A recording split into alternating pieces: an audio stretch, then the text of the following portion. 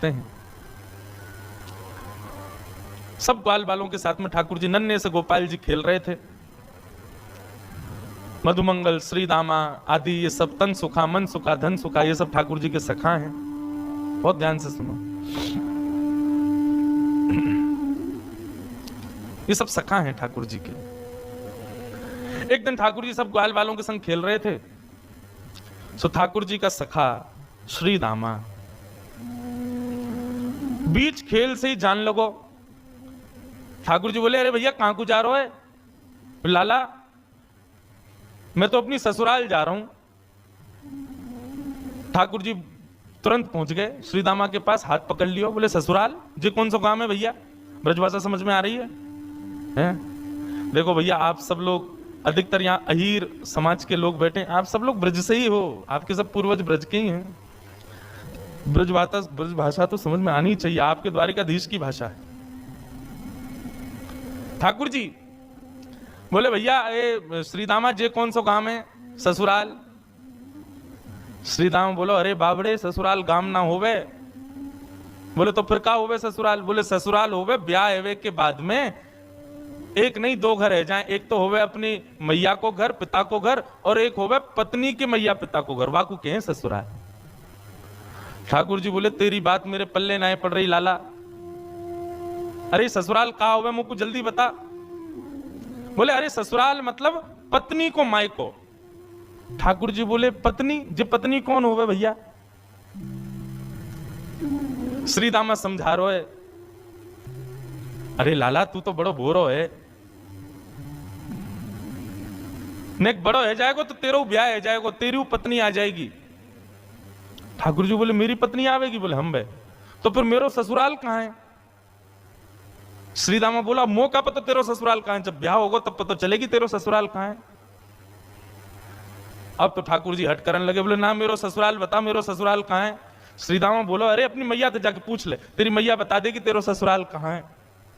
ठाकुर जी खेलते कूदते आज घर आए। यशोदा मैया रसोई घर में प्रसाद सिद्ध कर रही है। ठाकुर जी आके गोद में बैठ गए, बोले मैया मेरो ससुराल कहां है? अब तो जैसे ही मैया ने सुनी मेरो ससुराल कहां है, लाला बोल लो। मैया बोली, लाला ये कहां से सीख आयो? बोले, आज मैया मैं खेल रहे हो तो श्रीदामा अपनी ससुराल गए हो, तो वो बोलो मैं ससुराल जा रहा हूं, तब से मेरे मन में आ रही मेरो ससुराल कहां है। मैया बोली, ससुराल लाला जब ब्याह जाएगा तब आएगा ससुराल। बोले, जय श्रीदामा कह रहा मेरो ब्याह कब होएगा मैया? बोले, अरे अभी तू बड़ो तो है जा लाला, तू पे मोह दोनों आवे ना, मैं खवाऊं तो खावे, मैं चलाऊं तो चले, मैं उठाऊं तो उठे, मैं नभाऊं तो नावे। जब बालक बच्चे सब अपने आप अपने कामन को करने लगे तब उनको ब्याह कर दिया जाए, तब उनके काजे बहू आवे, तब ससुराल होवे। ठाकुर जी बोले, मैया मैं सब काम कर लूंगा अपने आप, तू मेरा ब्याह करा दे। और मेरे काजे बहू लिया। मैया बोली, नेक बड़ो तो है जा लाला, कहां ते लाऊं तेरे काजे बहू? ठाकुर जी बोले, या तो मेरे काजे बहू ला, नहीं तो श्रीदामा अपनी बहू ला रहा, बाकी बहू को मैं ले आऊंगा, वो बहू मेरी है जाएगी। मैया जोर से हंसी, बोले, लाला तेरी बात ऐसी ऐसी बात बनावे, बैठो बैठो। मैया बोली, करा दूंगी तेरो ब्याह, ज्यादा चिंता मत करे। अब तो ठाकुर जी रोने लगे, मैया मेरो अभी ब्याह करा, अभी ब्याह जाऊंगा, मैं तो अभी ब्याह करूंगा। यशोदा मैया परेशान है गई, बोले, लाला चल करा दूंगी तेरो ब्याह, अब रोवे मत। बोले, कब करावेगी? तिथि बता मोकू, तिथि बता, दिन बता, समय बता, सब बता, तभी जाऊंगा यहां पे। यशोदा मैया तो ऐसी परेशान भाई। ऐसे हमारे नन्हे से गोपाल जी बहू की और ससुराल की आस में बैठे। श्रीदामा को ब्याह माधवी गोपी से भयो, माधवी सखी से भयो। माधवी आज श्रीदामा माधवी को लेने के लिए ससुराल गए।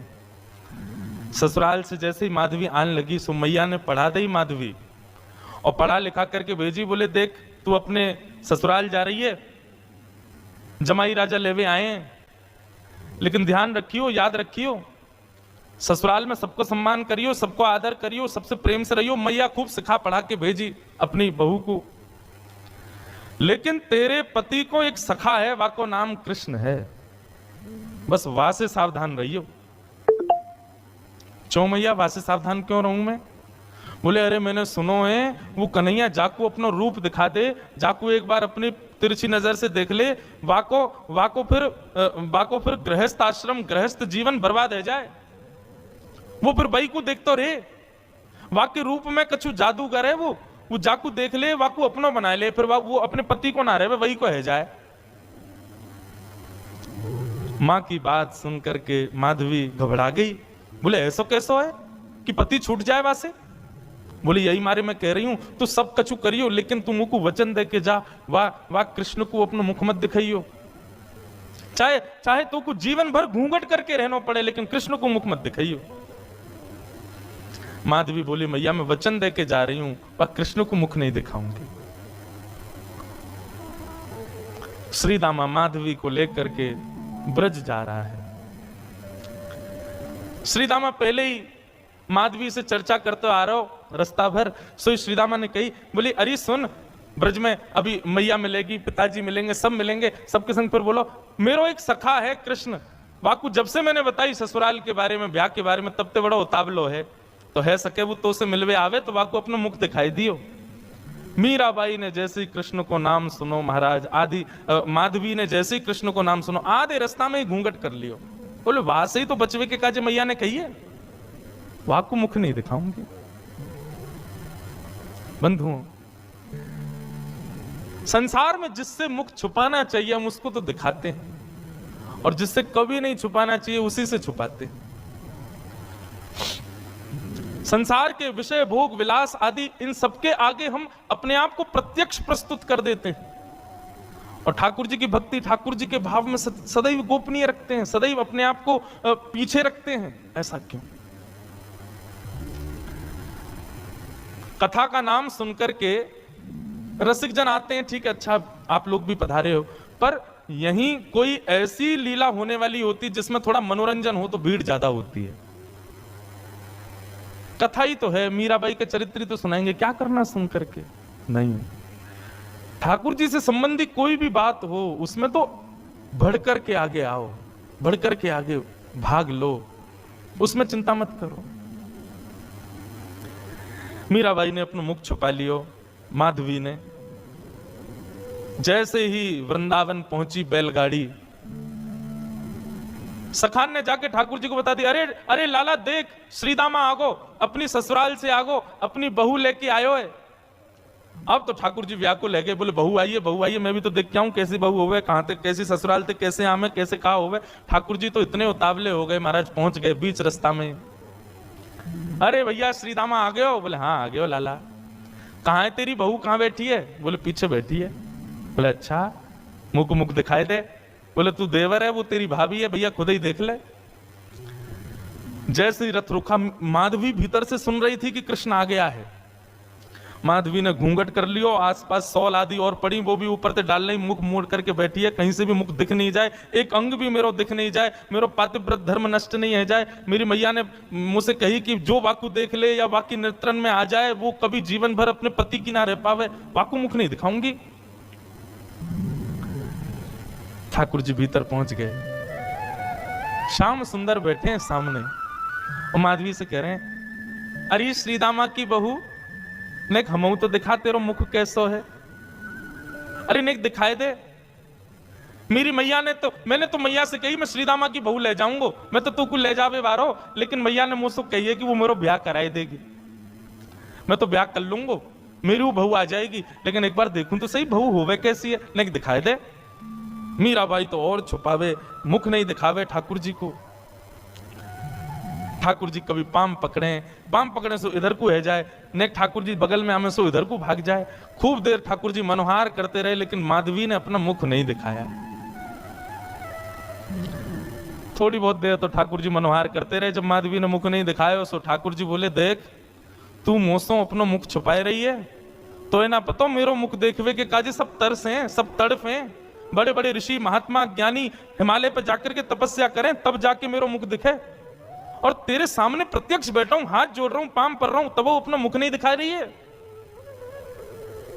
जा, तड़पेगी तू मुंह को देखवे के काजे, तरसेगी, व्याकुल रहेगी जीवन भर।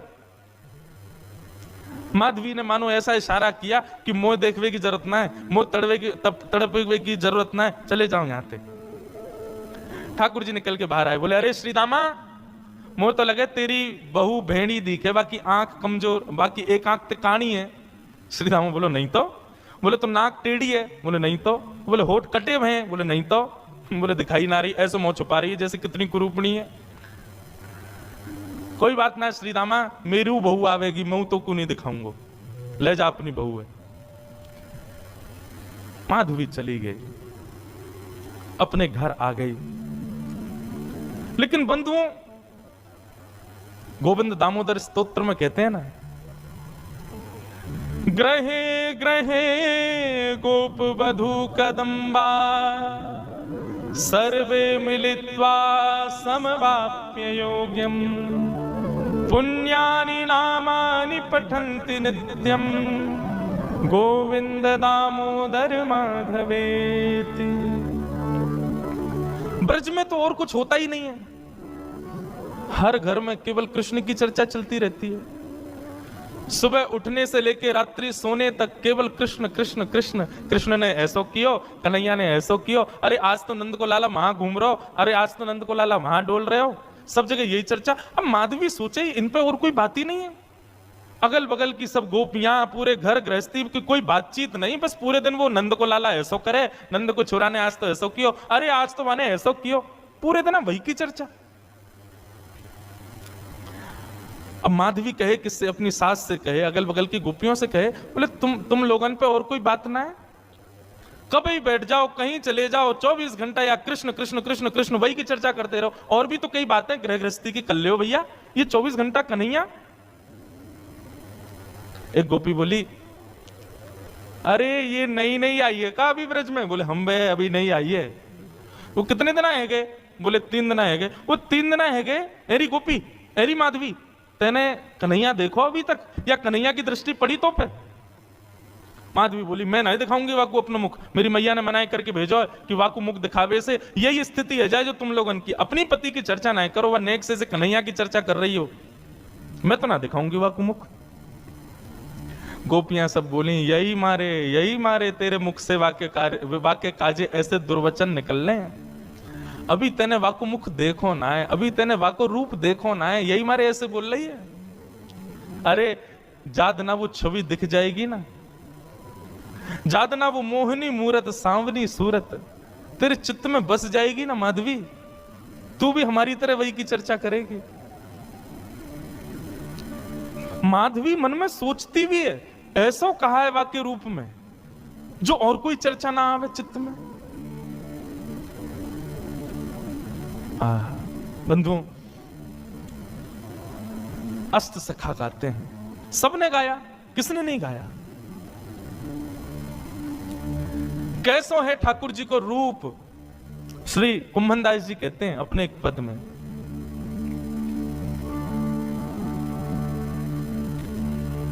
नैना पलक लागे नहीं रूप देखे। अरे माधवी, वह कन्हैया को रूप कैसो है? बोले नेत्रन से जब वो सामने दिखेगा ना, तो जैसे पलक मानो झपकनो अपने आप को भूल जाएंगी, ये पलक नीचे आनो भूल जाएंगे। आज हम संसार की कोई वस्तु देखें तो पलक ना जाने कितनी बार झपके, हमें खुद को पता ना चले। बोले श्याम सुंदर जब नेत्रन के सामने आएंगे तो पलक भी भूल जाएंगे कि हमको झपकनो है, ऐसा रूप है वाको। गोवर्धन के अंग अंग प्रति निरख नैन मन रहत नहीं। अरे वाको एक एक अंग ऐसा है कि एक अंग को देखेगी तो वर्षों तक एक ही अंग को चिंतन चलता रहेगा। ऐसा ना है कि एक बार में नेत्रन को भी देख ले, मुख को भी देख ले, कानन को भी देख ले, हाथ भी देख ले, पाँव नहीं, एक बार में एक ही अंग दिखेगा और वही कोई चिंतन चलता रहेगा।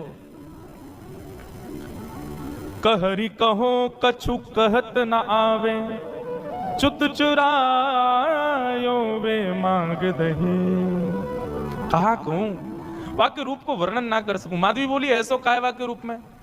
बोले वर्णन को विषय ना है, कोई बता ही ना सके। अरे कितनों बड़ो वक्ता आ जाए, वाक्य रूप को वर्णन कोई ना कर सके। कुंभन दास प्रभु के मिलवे की, कुंभन दास प्रभु के मिलवे की, सुंदर बात सखियन सो कहे, नैन पलक लागे नहीं। ऐसा रूप है वह कन्हैया को। अब तो माधवी पतो चल जाए या गली में कन्हैया है तो वह गली में ना जावे, पतो चल जाए कि यहां से अभी गुजरे तो वहां नहीं जावे, हर जगह से अपने आप को बचावे। लेकिन मैं अपनी कथा में कहा करता हूं बंधुओं, 5000 साल पुरानी बात नहीं, आज भी वृंदावन आपके भीतर पंच रसों से कृष्ण को प्रवेश कराता है। आज भी देखोगे तो श्री कृष्ण दिखेंगे वृंदावन में, कहीं नहीं तो दीवारों पे दिख जाएंगे, कहीं नहीं तो कहीं भी दिख तो जाएंगे। आंख बंद कर लोगे तो कानों से नाम के रूप में प्रवेश कर जाएंगे, कान भी बंद कर लोगे तो जीभ से जो भी पा रहे हो वो सब प्रसाद ही है, वृंदावन में सब हो गई है, तो रूप रसना के रूप से प्रवेश कर जाएंगे। मुख से कुछ खाओगे नहीं, नेत्रों से देखोगे नहीं, आंखों कानों से सुनोगे नहीं, तो नासिका से प्रवेश कर जाएंगे। क्योंकि वृंदावन में जितनी हवा बह रही है वो भी राधा रमन, राधा वल्लभ, बांके बिहारी, मदन मोहन, राधा दामोदर सबके चरणों का स्पर्श करके बह रही है। कहां तक बचोगे? वृंदावन पहुंच गए, वृंदावन की सीमा में प्रवेश कर गए, भजन आपका तब से शुरू हो जाता है। सांस लेना भी भजन है वृंदावन में, क्योंकि हवा में भी कृष्ण तत्व है। माधवी कहां तक बचाए अपने आप को? मैया ने कही मुख मत दिखाइयो। अरे मुख तो मैं खूब छुपा रही हूं, लेकिन कानों से भी कृष्ण कृष्ण। जहां बैठ जाऊं कहीं भी ऐसी कोई जगह ही नहीं जहां कृष्ण की चर्चा नहीं होती। माधवी तो अब तो ये स्थिति हो गई कि रात में सपने में भी उसको ठाकुर जी के अनुभव होते हैं। मुख नहीं दिखता क्योंकि देखा तो कभी है नहीं, लेकिन इतना सुन लिया है कि उसको अनुभव हो गया है कि चरण ऐसे हैं, हाथ ऐसे हैं, चाल ऐसी है, मुस्काते हैं तो ऐसे। फिर उठ जाती है, मुख से पानी से मुख धोती है और फिर विचार करती है सोऊं भी तो कैसे, नींद में भी तो वही दिख रहा है, कहां तक बचूं मैं। माधवी की स्थिति 24 घंटे चिंतन में श्री कृष्ण श्री कृष्ण श्री कृष्ण। एक दिन परेशान हो गई, रात्रि में सो गई, कानों में रुई लगा ले तो भी क्या, चिंतन में तो वही चल रहा है, कहां तक बचे। रात्रि में सोई थी, आज मानो मीराबाई को ऐसा लगा कि सुबह हो गई है, और तुरंत उठ करके हाथ मुंह धो करके माधवी ने मटका उठाया, यमुना जल भरने के लिए निकल पड़ी। उसको लगा समय हो गया है यमुना जल भरने का। सब गोपियां साथ में जाती थीं यमुना जल भरने के लिए, लेकिन मीरा आज माधवी समय से पहले ही उठ करके चली गई। उसको लगा कि समय हो गया है, और पहुंच गई यमुना के तट पर। तट पर जाकर के देखा अभी तक कोई भी नहीं, अकेली में, बाकी सब कहां चली गई। हो सकता है मुझे विलंब हो गया हो, या मन में भाव आया मैं जल्दी आ गई हूं तो कोई बात नहीं, भर लेती हूं, आई गई हूं तो। अकेली है यमुना के तट पर माधवी। जैसे ही यमुना जल भरने लगी मटके में, रोज उठा के लेके जाती है खुद ही, लेकिन आज मटके में जल जैसे ही भरा, उठाया तो उठे ना, भार भर गया है, भारी हो गया है। अब तो लगी है उसको उठाने में, कभी खूब प्रयास करती है, खींचती है, आसपास देखती है कोई आ जाए, कोई आके उठवा दे।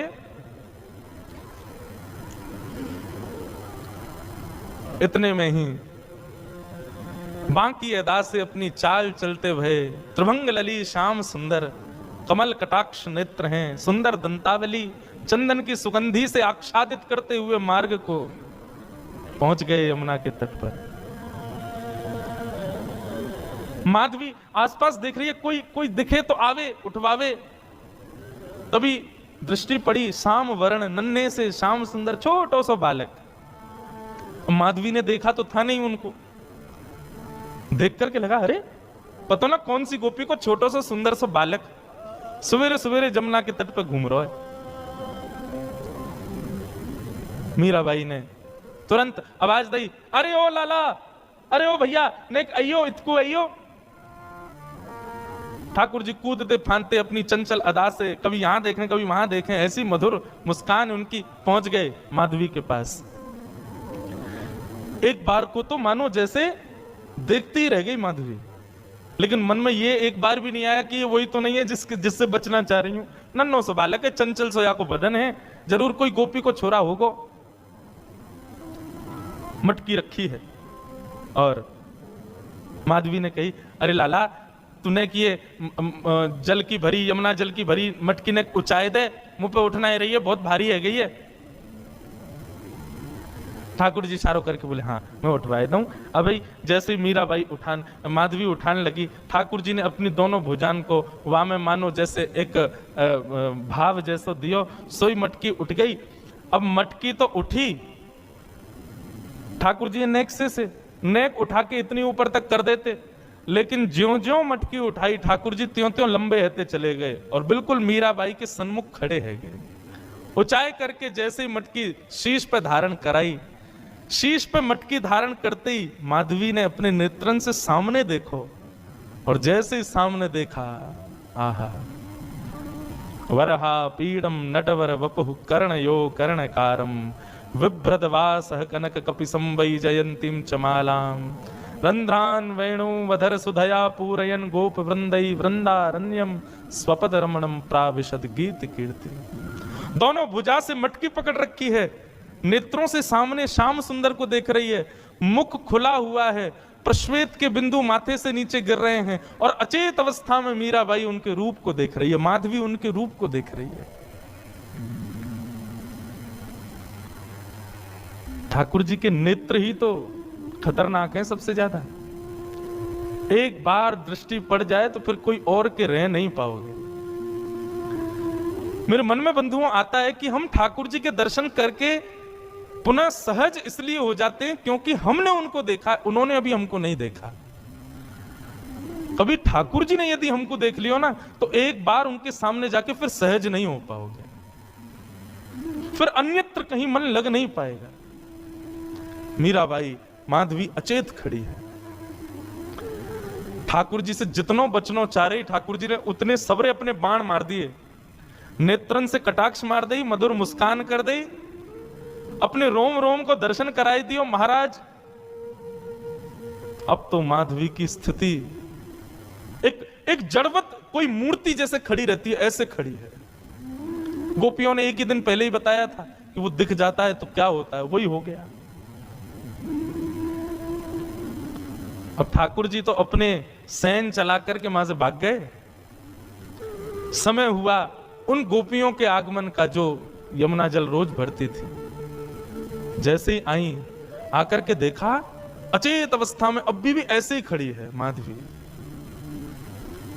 सबने आकर के देखो, अरे ये तो हमारी माधवी है, अरे ऐसे कैसे खड़ी है भैया, अरे सांप सूंघ गए हो का है गो, ये तो ऐसे मूर्तिमंत है के खड़ी है। कोई हाथ पकड़े, कोई पांव पकड़े, कोई मुख को खींचे, थोड़ी हिलावे, लेकिन बिल्कुल मूर्तिमंत। नेत्रों में केवल 2 अश्रुबिंद गिर रहे हैं, आंखें पलक झपक भी नहीं रही हैं, मानो केवल देह खड़ा हो, चित्त वृत्ति तो ले गया अपने साथ। खड़ी एक गोपी बोली, अरे का है गो, कोई ना टोना कर दियो का, कोई ना मंत्र फूक दियो का। एक गोपी मंद मंद मुस्काए के बोली, बोले कहीं ऐसा तो ना है नंद जी को छोनाया ने देख लियो होए। अरे जो ज्यादा वासे बचवे को प्रयास करे वो वही कोई पकड़े। ये बहुत घूमती ना, वाकू नहीं देखूंगी, वाकू मुख नहीं दिखाऊंगी, वासे वाकू की तरफ नहीं करूंगी, मुझे लगे कहीं वही ने तो याकू अपनो दर्शन नहीं करा दियो।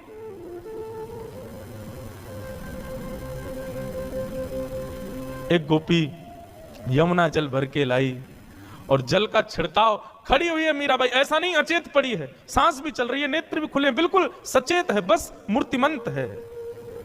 पानी का छिड़काव किया, मुख पर जैसे जल मारा तब मानो जैसे रुकी हुई श्वास आई हो, और जल पड़ते ही मूर्छित होकर के गिर पड़ी माधवी। जल का छिड़काव किया, पैरों को मलना शुरू किया, हाथ दबाए, तब जाकर के चेतना आई, और चेतना आकर के उठते ही बोली, वो कहां है, वो कहां चला गया। वो सांवरो सो कटाक्ष नेत्र, अरे कोई गोपी को बालक आया हो इतनो सुंदर और बार बार बोलते बोलते मूर्छित हो जाए, फिर चेतना आवे फिर मूर्छित हो जाए, फिर चेतना आवे फिर मूर्छित हो जाए।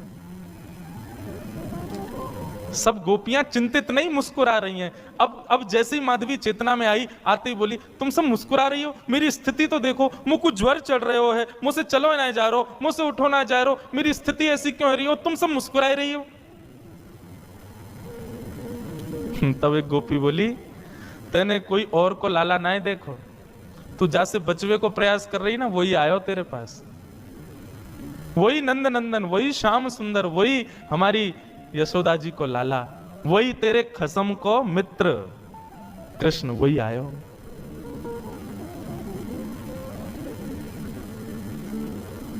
मीराबाई, माधवी अब तो बेचैन हो गई, मैं कहा करूं, कहां जाऊं, मुझको घबराहट है रही है, मुंह से उठो ना जा रहा, मुझसे चलो ना जा रहा, मैं बोल भी ना पा रही, बार बार अचेतना है रही है, कछु करो ना। सब प्रकार के प्रयास किए, लेकिन माधवी कहे नहीं, अब तो एक ही उपाय है कि वाके सामने मुंह को ले चलो, मुंह को दिखाए दो, वहां को रूप दिखाए दो।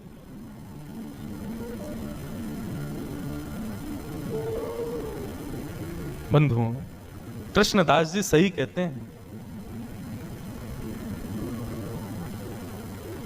सजल श्याम घन वरण लीन है, फिर चित अनत न भटक्यो, मेरो मन गिरधर छवि पे अटक्यो। मेरो मन गिरधर छवि पे अटक्यो, मेरो मन गिरधर। आओ बंधुओं, माधवी मीरा इनके चरित्र को सुन तो रहे हम, पर ये स्थिति होना असंभव है, पर जिसके संग भी होती है ना, उसको ब्रह्म सुख जैसा लगता है। माधवी कह रही है मुझे कष्ट हो रहा है, लेकिन कष्ट अनुभव ऐसा है भी नहीं कि मुझे कष्ट हो रहा है।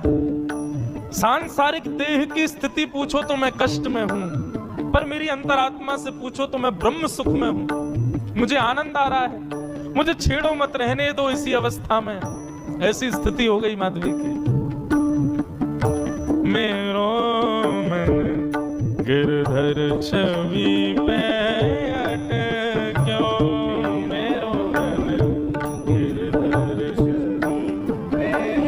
बंधुओं सुनो, नेत्र बंद करके अपने चित्त में ठाकुर जी का स्मरण करो, दिव्य झांकी का अनुभव करो और संग संग गाओ, मधुर भाव से गाओ, ठाकुर जी को याद करके गाओ। मेरो मन गिरधर छवि पे अटक्यो, मेरो मन गिरधर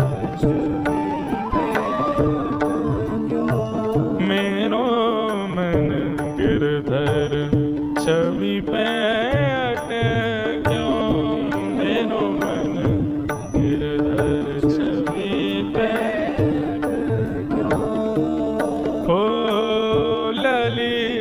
त्रिभंगी चाल पे चल के, ललित त्रिभंगी ललित त्रिभंगी चाल पे चल के, ललित त्रिभंगी चिबुक चारू गड़ी ठटक्यो, चिबुक चारू गड़ी ठटक्यो, मेरो मन गिरधर छवि पे अटक्यो, मेरो मन गिरधर छवि पे।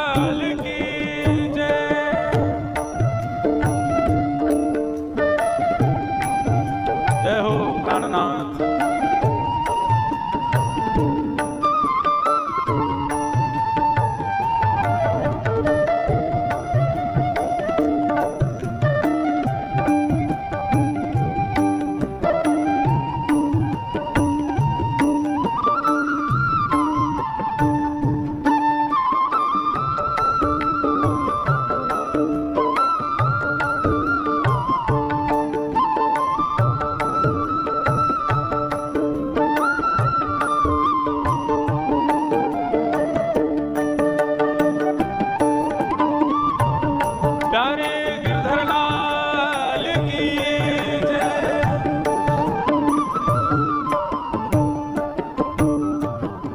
सजल श्याम घन वरण लीन है।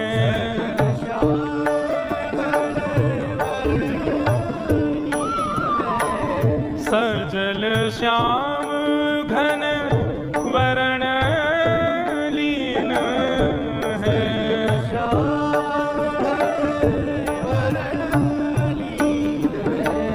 फिर चित अनंत न भट क्यों हो।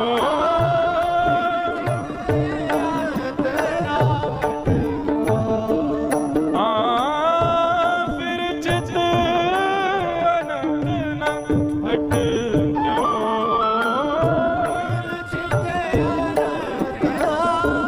बंधुओं, जैसा मैं कह रहा हूं और जैसा हम अभी माधवी जी के चरित्र में सुन रहे हैं, ये बिल्कुल सत्य है।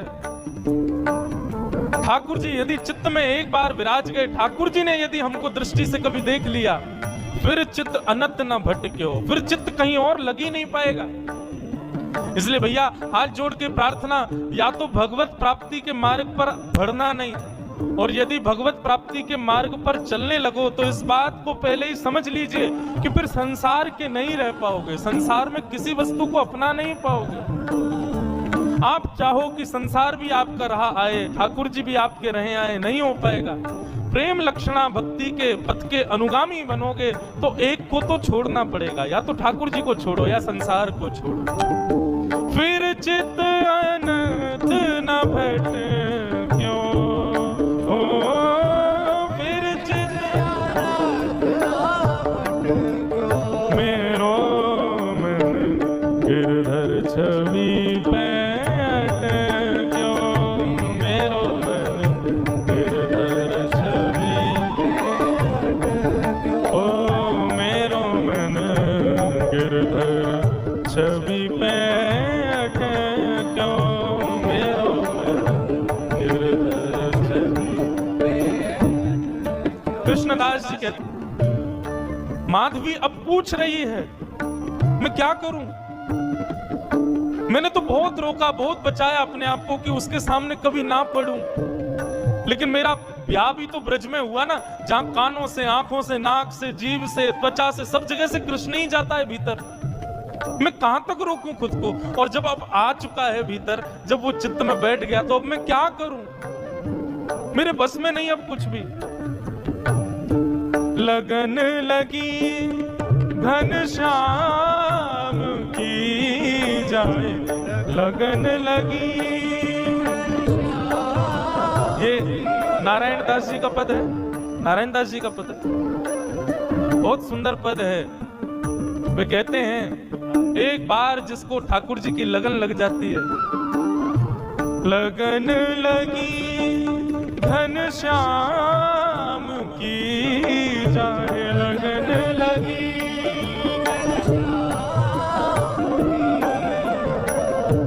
लगन लगी घनश्याम की जाए, लगन लगी।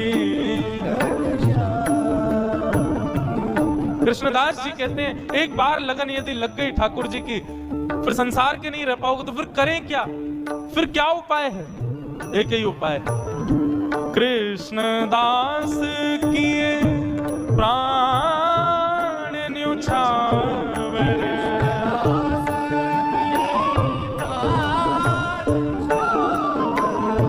कृष्णदास किए प्राण न्योछावर।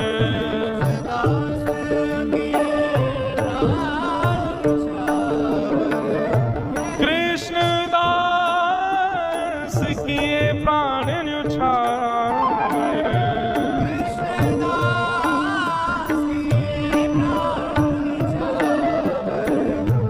यह तन जग सिर पट क्यों।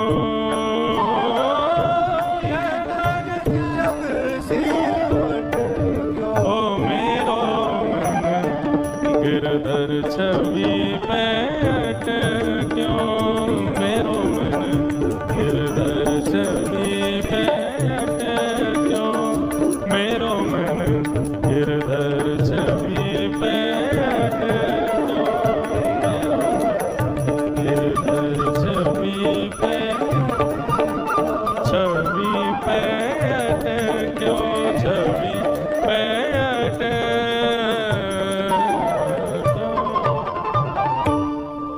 कृष्णदास किए प्राण न्योछावर यह तन जग सिर पटक्यो।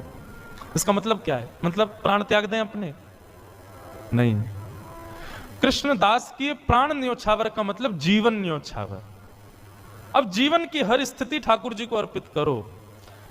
अभी हम लोगों ने अपना पूरा जीवन किसको अर्पित कर रखा है? अपने तन को। इसी को ही सजाने संवारने खिलाने पिलाने उठाने सुलाने, इसी का नाम यश वैभव कराने में ही लगे रहते हैं हम लोग। लेकिन वैष्णव भक्त का एक एक क्षण केवल ठाकुर जी के लिए होता है।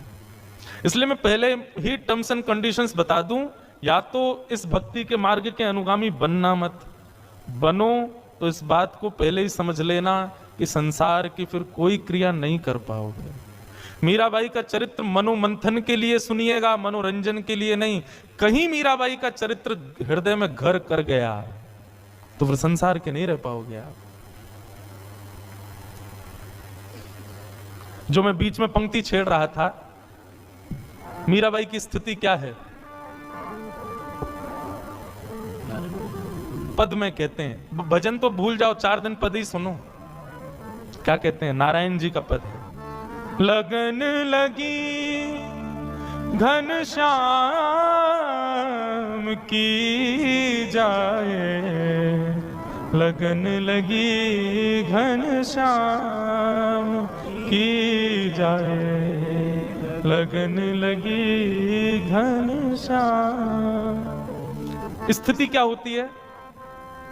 धरत कहूं पग परत है कित हूं, रखोगे कहीं पैर और जाएगा कहीं। धरत कहूं पग परत कित हूं, भूल जाए सुधि धाम की,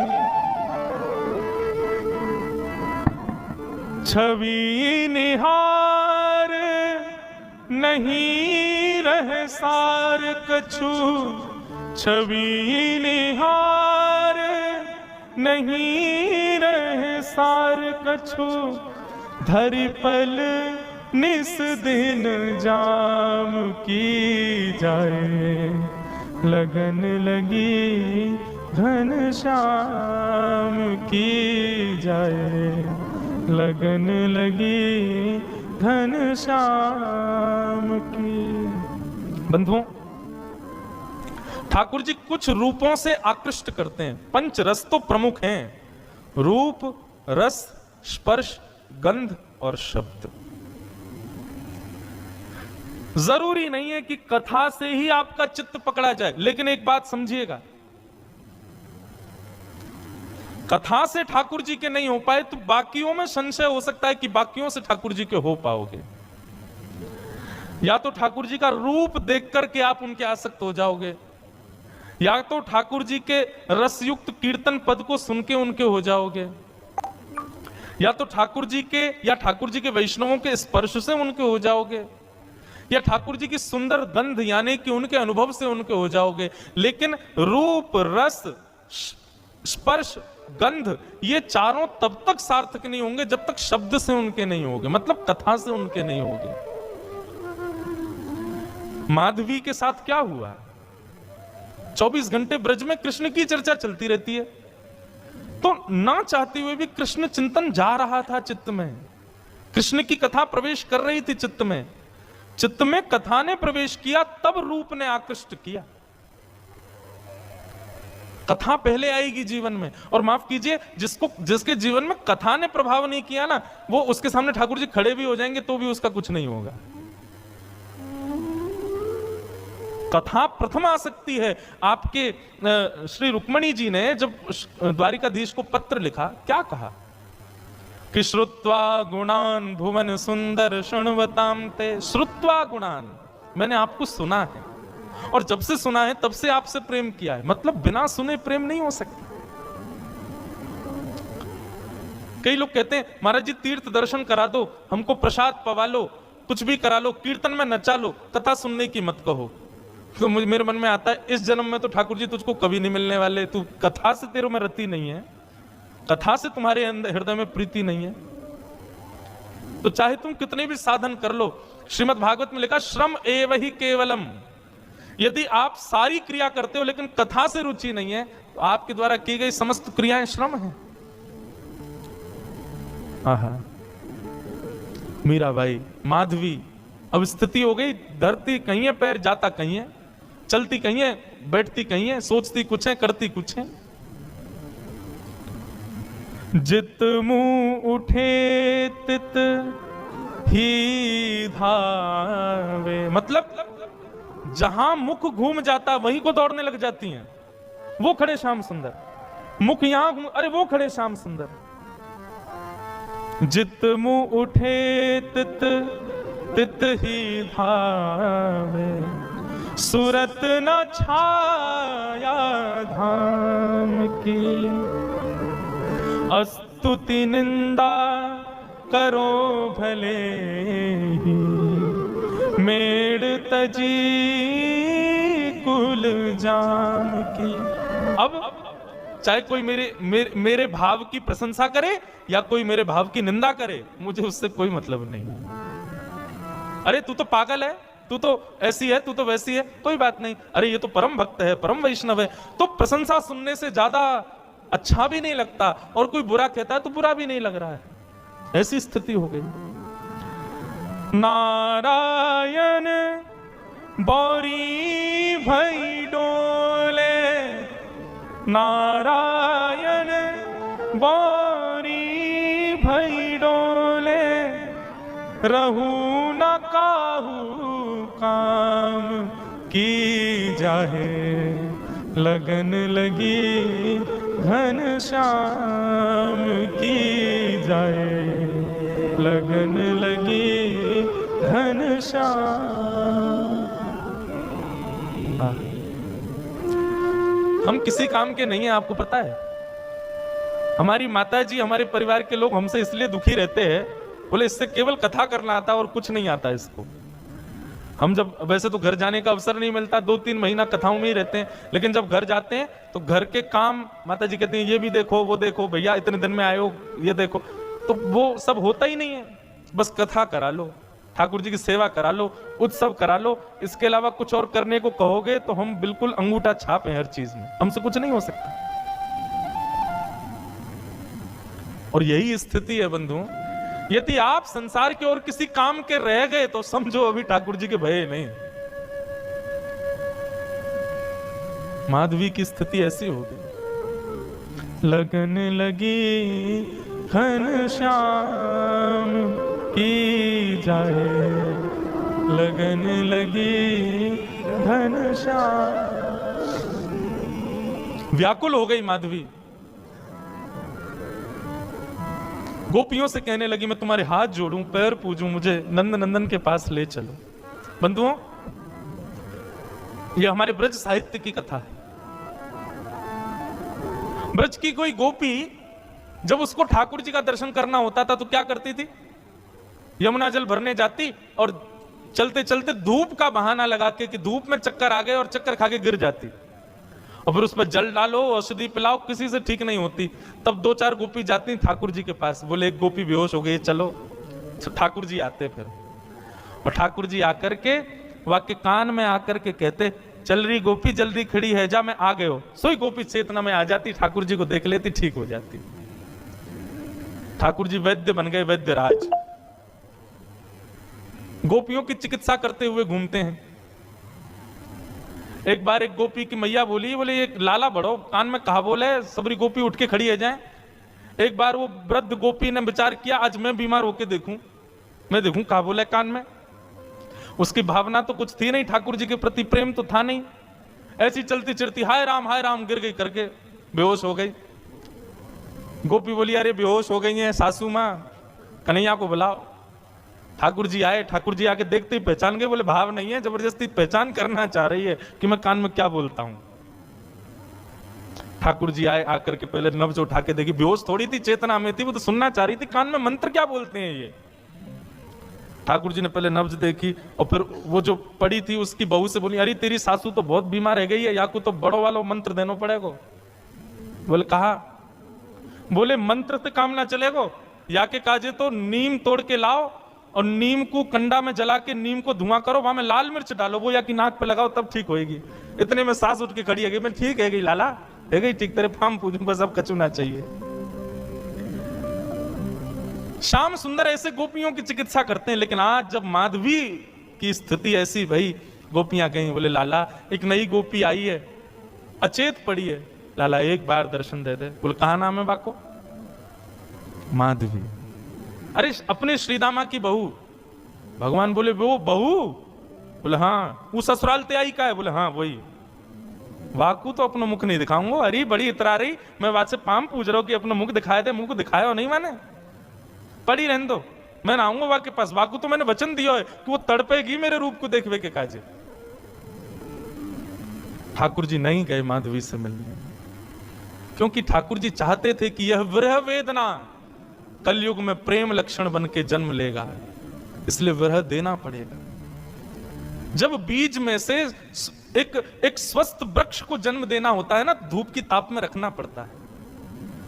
ठाकुर जी यदि किसी को वेदना देते हैं, विरह देते हैं, तो निश्चित है उस पर अति कृपा है, अति प्रसन्न है, उससे कुछ और कामना है। ठाकुर जी सहज में ही किसी को अनुभव दे दें, सहज में ही किसी को कृपा कर दें, तो समझो कि अभी उसकी भक्ति उतनी श्रेष्ठ नहीं हुई। लेकिन किसी को तड़पा में, विरह दे में, तो समझो इससे प्रीति ज्यादा है।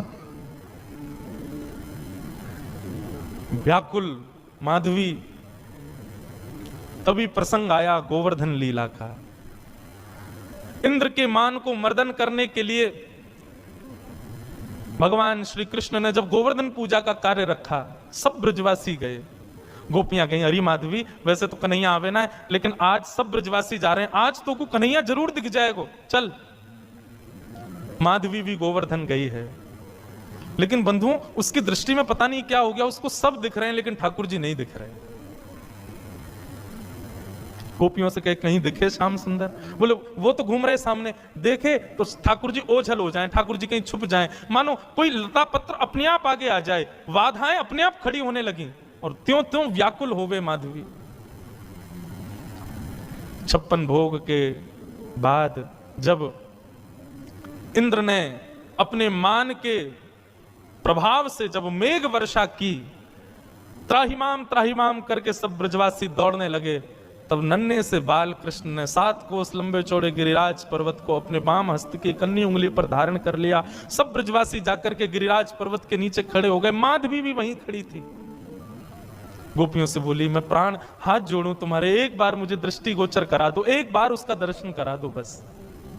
गोपियां जैसे तैसे भीड़ के बीच से लेकर के उस मुख्य स्थान पर गई जहां ठाकुर जी खड़े थे, सबको दर्शन हो रहे थे। लेकिन जैसे ही माधवी पहुंची, माधवी ने जैसे ही उस चट्टान के ऊपर देखा जहां ठाकुर जी खड़े थे, ठाकुर जी का एक क्षण गिरधर स्वरूप दिखा और दिखते ही ओझल हो गया, धुंधला हो गया, मानो आंखों में पानी आ गया हो। खूब मीड़े, खूब जल डाले, लेकिन ठाकुर जी नहीं दिखे। प्राण निकलने को होने लगे माधवी के, लेकिन निकल भी नहीं रहे हैं। सिर पकड़ के बैठी है, प्राण ही निकल जाए, नहीं दिख रहे हैं। तो चरणों में सर झुका दिया, बोले क्षमा कर दो, मैंने अपनी मां के गलत उपदेश का पालन किया, जिससे मुख छुपाना नहीं था उससे छुपाया, मुझसे अपराध हो गया नाथ। ठाकुर जी बोले, माधवी अब तो तुझे मेरा रूप नहीं दिखेगा, अब तो प्रतीक्षा कर। कितने वर्षों की प्रतीक्षा? ठाकुर जी बोले, 1 युग की प्रतीक्षा। अब तो तुझे मेरा दर्शन कलयुग में ही होगा, जाओ अब मेरी विरह वेदना रूपी भक्ति में ही रहो, उपासना करो मेरे रूप की, उपासना करो मेरी, तब जाकर के तुमको दर्शन होगा।